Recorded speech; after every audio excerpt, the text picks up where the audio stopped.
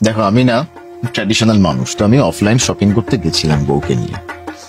আমি বলেছিলাম যে দেখ একটুখানি যাই, শপিং টপিং করে আবার বাড়িতে ফিরে কাজ আছে, স্ক্রিপ্ট লিখতে হবে, কারণ শনিবার রোববার ছাড়া তো আমার হয় না এই সমস্ত কাজ। এখানে যে তাড়াতাড়ি যাই, বেশ পুজোর মানে 1 মাস আগে থাকতে আমি গেলাম অফলাইন শপিং এ।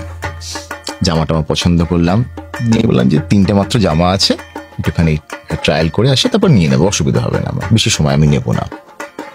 জামা পছন্দ করতে আমার সময় লেগেছিল 7.5 মিনিট, আর ট্রায়াল রুমের বাইরে আমি লাইনে দাঁড়িয়েছিলাম 45 মিনিট। এর কারণ হচ্ছে ট্রায়াল রুমের বাইরে অষ্টমীর মতন লাইন, এবং মানুষজন প্রায় 5টা-6টা জামা নিয়ে ট্রাই করছে, এবং শুধু ট্রাই করছে না, প্রত্যেকটা জামা পরছে, বাইরে বেরিয়ে এসে তাদের পার্টনারকে দেখাচ্ছে, এই ভালো লাগছে গো, হ্যাঁ হ্যাঁ হ্যাঁ খুব সুন্দর, কিন্তু ঝুলটা একটুখানি লম্বা, একটু ছোট করলে ভালো হয়, এই অ্যাডজাস্ট হবে না, না না অন্য একটা জামা ট্রাই করে দেখো তো কিরকম লাগছে, এই প্যান্টটা কিরকম লাগছে গো, আচ্ছা এই শার্টটা এটা কি অফিসে পরে যাওয়া যাবে, হ্যাঁ কিন্তু ঘেমে যাবে গো, কোয়ালিটিটা ভালো লাগছে আমার একদম, এই তোমার চুলটা একদম ঘেমে গেছে, ঠিক করে নাও না।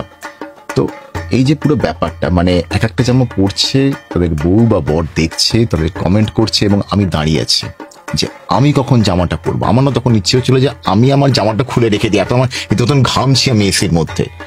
তারপর আমার মনে হলো যে না, একটু মডার্ন হতে হবে, ওই সুন্দর অ্যাপ খুললাম, সেখানে আমি জামা অর্ডার দিলাম, চলে এসছে, আমি এতেই খুশি আছি আপাতত। কিন্তু এই লাইন, ওই জামা পরে তার প্রত্যেকটা কমেন্ট দেখা শোনা খুব কষ্টকর।